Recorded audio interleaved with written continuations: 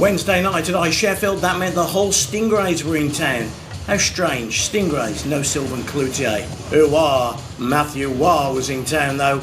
Would he be able to help the Steelers extend their lead at the top of the Challenge Cup group? Remember, with just 3 games left, the Steelers led their group by a point. Only penalty of the night for the Steelers, cone off for hooking. The Stingrays on the power play, the Steelers went hunting short-handed. Mike Forney, Matthew Waugh. Matthew Waugh. The Steelers led by a goal to nil, 3:47. Off and running and at the races. Forney's parents were in town and he was to put on a clinic. Sets up that first goal and Waugh shoots and scores. Steelers lead, but not for long. Eric Galbraith it was who would tie it for the whole Stingrays 3 minutes later. 6:29 to be exact. A nice one-time snapshot. And the Stingrays are level. Frank puts his head in his hands there, but I don't think there was a great deal he could do about that. A great release, a quick release, and that was what beat Doyle. And the Stingrays tied 1 apiece. 6:52. Press play and record. Luke Ferreira, his first Sheffield Steelers goal. Just 30 seconds later, Ferreira was to have a big man of the match night. And you can see Jason Hewitt asking Phil Hill, did you get it? Did you get it? And I'll tell you why in a second. Because he wanted to make sure he got that puck that was at the back of the net for Luke Ferreira and he would present it to him later. Good work from the Bulldog. Second period, Steelers went a bit to sleep. Jordan Mayer, solo effort. Shoots, scores. We're tied at 2 at 23:10. Nice finish, wasn't it, from Mayer?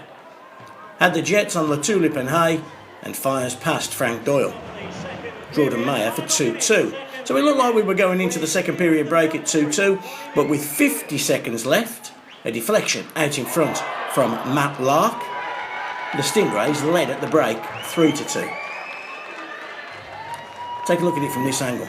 The slightest of deflections, and of course with the traffic in front, absolutely nothing Frank Doyle could do about it. Stingrays had beaten the Panthers by 6 or 7.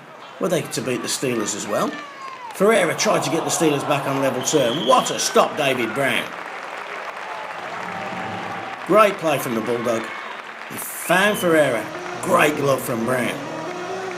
We went into the second period break, 3-2 down. Steelers needed a big third period. Needed a third goal. Hence, number 3, Gord Baldwin, went end-to-end, backhand shovel over the shoulder of Brown. We're tied at 3. That a boy, Gord Baldwin.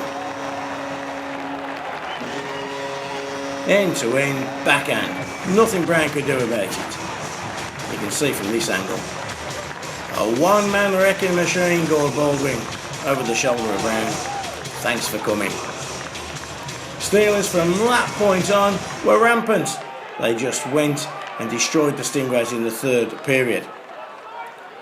Fretter this time it was who set up Mike Forney, and Forney shoots and scores. 1 for Mum and Dad.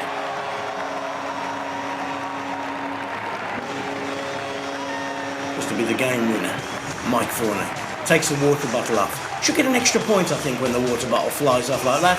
See it again, no half measure, bang. Water bottle, water, super slow-mo, nothing better, is there? Well, that first line, doing great guns. But the second unit with Tyler Mosienko, Phillips and Latulip. Mosienko was outstanding all night again, solo effort. 5-3. Rampage now for the Steelers. 54-30. Again, Brown just couldn't get the glove to it quick enough. Mosienko had enough wood on it. 1 still to come.